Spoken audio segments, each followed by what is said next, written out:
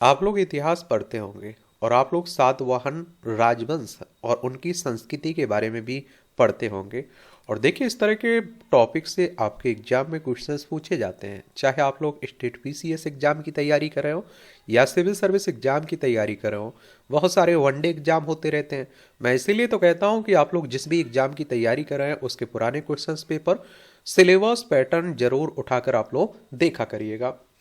चलिए, तो राजवंश सातवाहन राजवंश के बारे में बात कर लेते हैं, जान लेते हैं।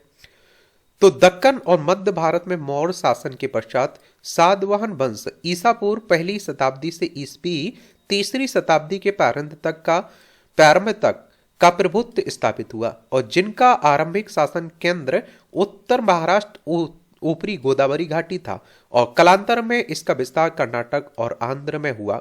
उनकी पहचान पुराणों में वर्णित आंध्रों से की जाती है। यद्यपि अभिलेखों में इस नाम का प्रयोग नहीं किया गया है। क्या इस नाम का प्रयोग नहीं किया गया है? और ये आप देख रहे हैं ना, इस क्षेत्र की बात हो रही है, सातवाहन वंश। इनके अगर प्रमुख शासक देखें हम लोग, तो ये शासक हो गया सातवाहन वंश का, और ये शासन का काल हो गया विवरण सिमुक। ये 600 ईसा पूर्व से आप देखते हैं कि कितना, 600 ईसा पूर्व से आप देखें 30 ईसा पूर्व तक। सातवाहन राजवंश के संस्थापक और नाने घाट अभिलेख में सातवाहन राजवंश की सूची में प्रथम राजा के रूप में इनका उल्लेख है। किसका? सिमुक का। गौतमी पुत्र सातकर्णी 106 से 130 ईस्वी तक सातवाहन राजवंश के सबसे महत्वपूर्ण शासक था। ये कौन? गौतमी पुत्र ये सातकर्णी।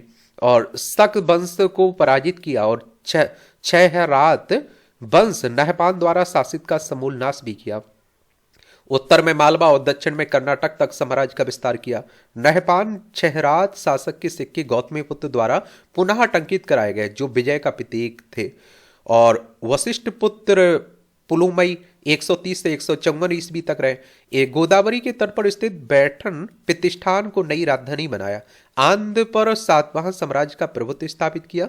रुद्र दामन पश्चिमी छत्तर वंश और सातवाहन वंश में अनेक युद्ध हुए, लेकिन इस संघर्ष को रोकने के लिए राजा पुलुमावी के पुत्र वशिष्ठ पुत्र सातकर्णी ने रुद्र दामन की पुत्री से विवाह किया। क्या? शादी की। यज्ञश्री सातकर्णी 165 से 194 ईस्वी तक उत्तर कोंकण और मालवा के क्षेत्रों में पर पुनः प्रभुत्व स्थापित किया। व्यापार और नौवहन के संरक्षक और उनके सिक्कों पर जहाजों का अंकन किया, और इनके शासनकाल में समुद्री व्यापार शीर्ष पर था। भौतिक संस्कृति की बात करें तो कुदाल, हल और तीर जैसे लोहे औजारों का प्रयोग व्यापक उपयोग किया जाता था, और तथा इनके प्रगलन स्थल करीमनगर और वारंगल में थे। कृषि की बात करें तो लोहे औजारों के उपयोग और धान की रुपाई से कृषि क्षेत्र संपन्न हुआ, और जिससे कृष्णा गोदावरी डेल्टा एक प्रमुख चावल उत्पादन क्षेत्र बन गया। प्लिनी नेचुरल हिस्ट्री के लेखक द्वारा उल्लिखित कपास उत्पादन आंध्र की एक पहचान थी। क्या थी? पहचान थी। नगरीकरण और व्यापार की बात करें तो पैदाम्बाकुर 200 ईसा पूर्व से आप देखें 200 ईस्वी में ईंट की संरचनाएं, कुएं और आवृत भूमिगत जल निकासी व्यवस्था थी। पिल्ली ने पूर्वी दक्कन आंध्र क्षेत्र में 30 दीवार वाले नगरों का उल्लेख भी किया। व्यापार में वृद्धि कृष्णा गोदावरी क्षेत्र में रोमन और सातवाहन सिक्कों के प्रसार में परिलक्षित होती है। और अगर हम लोग सिक्के की बात करें तो आप देखिए सिक्कों पर, क्या सिक्कों पर प्राकृतिक अभिलेख और प्रतीक जैसे दो मस्तूल वाले जहाज, हाथी बल, सिंह शक्ति का प्रतीक, नक्षत्र, चैत्र और धर्मचक्र अंकित थे। सिक्के सीसा पोटिन, तांबा, सीसा और टिन का मिश्रण तांबा और कांस्य में जारी किए गए थे, जबकि सोने का उपयोग बुलियन के रूप में किया गया था। यहाँ सामाजिक संगठन की बात करें तो सातवाहन, जो मूल रूप से एक दक्कन जनजाति थी, में ब्राह्मणवादी परंपराओं और सामाजिक संरचनाओं को अपनाया गया। गौतमीपुत्र सातकर्णी ने शकों द्वारा बाधित वर्ण व्यवस्था को पुनः स्थापित किया। और सातवाहन राजवंश में मातवंशीय प्रभाव रहा, और जिसमें राजाओं के नाम उनकी माताओं के नाम पर रखे जाते थे, लेकिन इसकी प्रकृति पितृ सत्तात्मक रही, और जिसमें उत्तराधिकार पुरुष उत्तराधिकारी को मिलता था। शिल्प और वाणिज्य का विकास हुआ। व्यापारियों और शिल्पकारों, विशेषकर गंधिकाओं, सुगंधित पदार्थ बनाने वालों ने बौद्ध उद्देश्यों के लिए दान दिया। प्रशासन की बात करें हम लोग तो त्रिस्तरीय सामंती व्यवस्था में राजा जो सिक्के जारी कर सकता था, महाभोज द्वितीय श्रेणी का शासक और सेनापति स्थानीय प्राधिकार वाला सैन्य प्रमुख शामिल था। जिले, आहार या राष्ट्र का प्रशासन महापात्रों अधिकारियों द्वारा किया जाता था। सेना आधारित शासन की बात करें तो सेना कमांडर प्रांतीय गवर्नर के रूप में कार्य करता था। गौलमिक सैन्य अधिकारी ग्रामीण विधि एवं व्यवस्था बनाए रखता था और सैन्य शिविर, कटक, स्कंद द्वारा प्रशासनिक केंद्रों के रूप में भूमिका निभाते थे। और रोमन इतिहासकार प्लिनी ने उल्लेख किया कि आंध्र राज्य सातवाहन के पास पैदल सेना, घुड़सवार सेना तथा हाथियों सहित एक बड़ी सेना थी जो उनकी सैन्य शक्ति का परिचायक है। धर्म की अगर हम लोग बात करें, किसकी? धर्म की, तो सातवाहन शासकों ने ब्राह्मण के रूप में ब्राह्मणवाद को बढ़ावा दिया।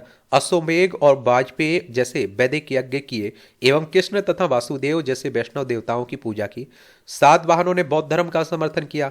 नागार्जुन कोंडा तथा अमरावती में भिक्षुओं को भूमि दान दी जहां महायान बौद्ध धर्म का प्रचार प्रसार हुआ।